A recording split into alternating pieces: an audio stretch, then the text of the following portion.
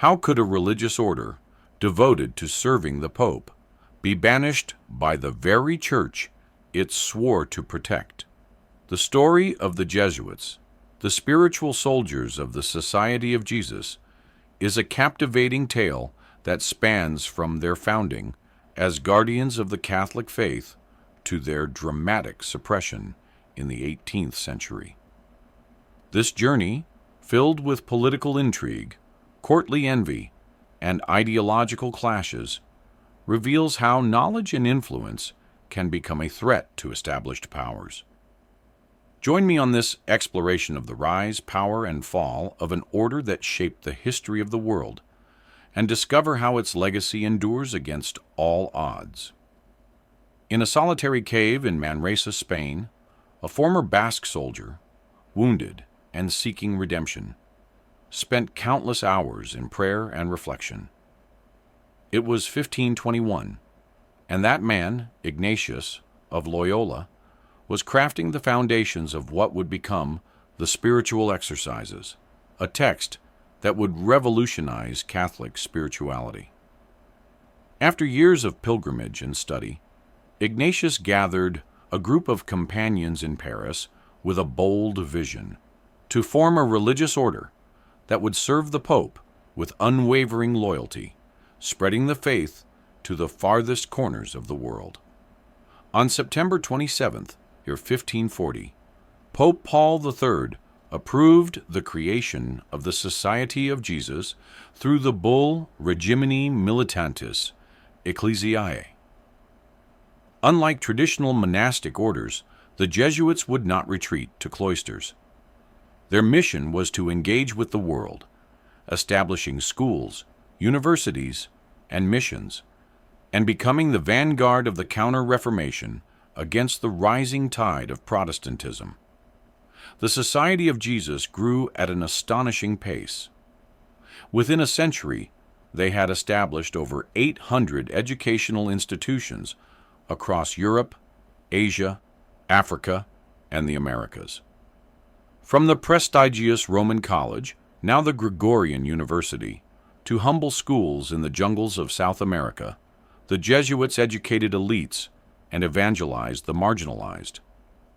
Their vow of absolute obedience to the Pope made them the soldiers of Christ, ready to sacrifice everything. "If the Church needs my life, let it take it," Ignatius is said to have declared, encapsulating the spirit of total dedication that defined the order. The Jesuits were renowned for their versatility. In China, figures like Matteo Ricci adopted local customs, learned Mandarin, and presented themselves as scholars to gain the trust of the elite. In Paraguay, they created self-sufficient Guarani reductions, communities that shielded indigenous people from colonial exploitation. In Europe, they became confessors to kings and educators of princes, shaping the minds of future generations. Their global correspondence system allowed them to amass knowledge of the world that rivaled that of the most powerful monarchs. By 1750, over 22,000 Jesuits were operating across every continent, a transnational network that inspired both admiration and suspicion. However, this global influence began to breed mistrust.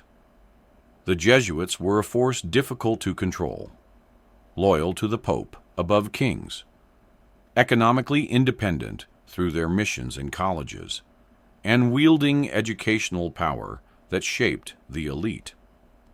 "Give the Jesuits a child, and they will give you the man," was a common saying, reflecting their ability to mold minds. But this power fueled fears among absolute monarchies seeking to centralize authority. The Jesuits, with their global network and allegiance to Rome, were seen as a state within a state, a potential threat to national sovereignty.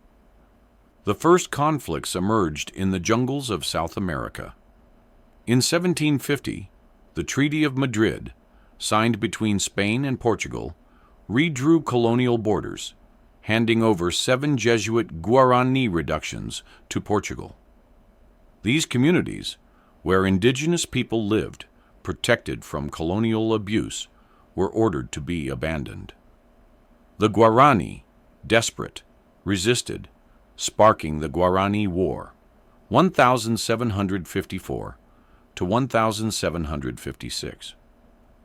Although the Jesuits officially complied with royal orders, some sympathized with the indigenous resistance, fueling accusations that the society had created an empire independent of colonial rule. In Lisbon, the powerful minister, the Marquis of Pombal, accused the Jesuits of inciting rebellion, planting the idea that they defied royal authority. In Europe, the intellectual climate also turned hostile. The Enlightenment, with its emphasis on reason and criticism of religion, viewed the Jesuits as a symbol of obscurantism. Voltaire, educated by Jesuits, but later their fierce critic, portrayed them in his novel Candide as manipulators ruling secret kingdoms. In France, a financial scandal in Martinique, where a Jesuits' commercial venture failed, led to a trial that held the entire order accountable.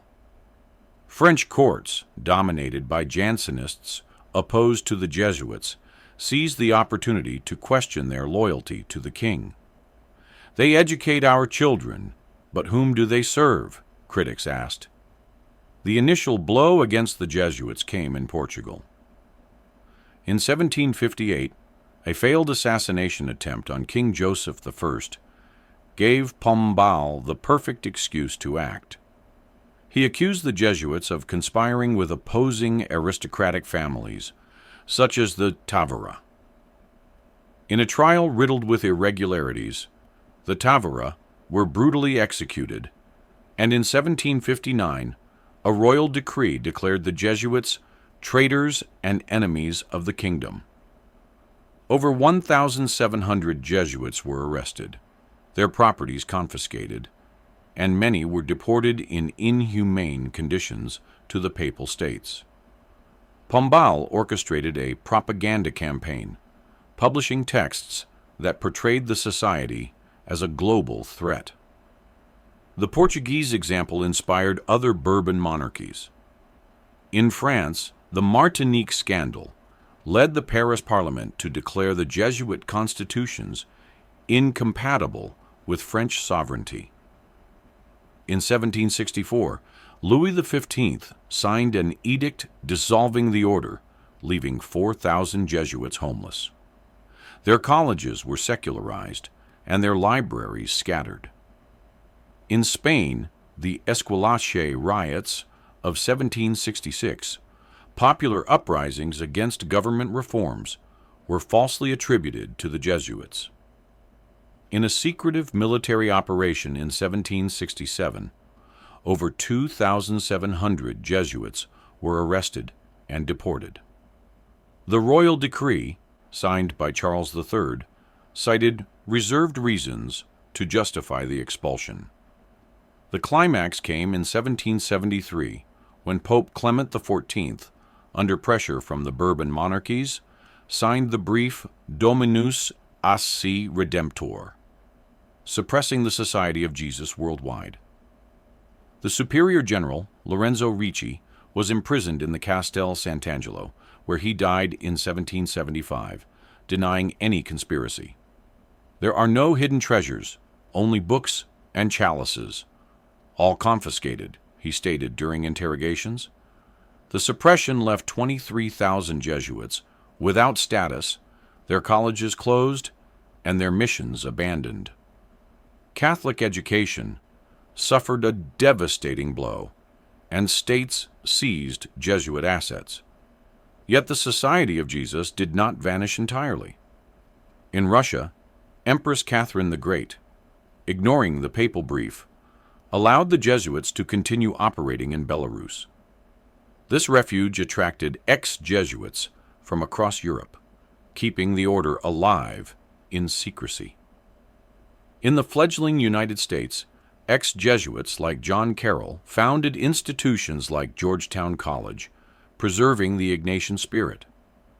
During the French Revolution, the chaos weakened the persecution of Jesuits, and groups emerged that kept their spirituality alive under different names.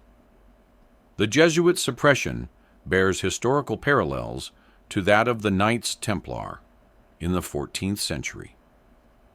Both orders, transnational and loyal to the Pope, amassed power and wealth that sparked royal envy. The Templars were accused of heresy, the Jesuits of political conspiracy. However, while the Templars perished, the Jesuits survived due to their adaptability and refugees like Russia and America. The suppression highlighted how knowledge and education could be perceived as dangerous by secular powers.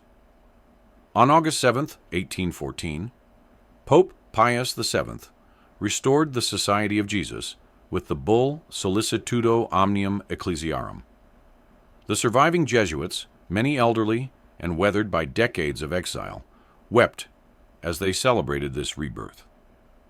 The restored order adapted to a world transformed by political, industrial, and intellectual revolutions, focusing on education, missions, and resistance to liberalism.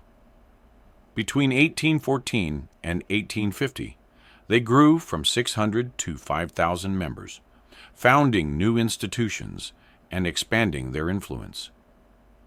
The Jesuit suppression left enduring lessons.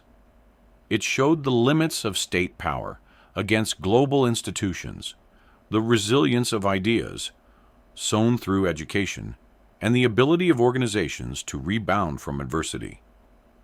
Today, the Jesuits remain a powerful force, running universities, observatories, and missions worldwide. Their story is a testament to how faith and knowledge, even in the darkest times, can forge new paths of service.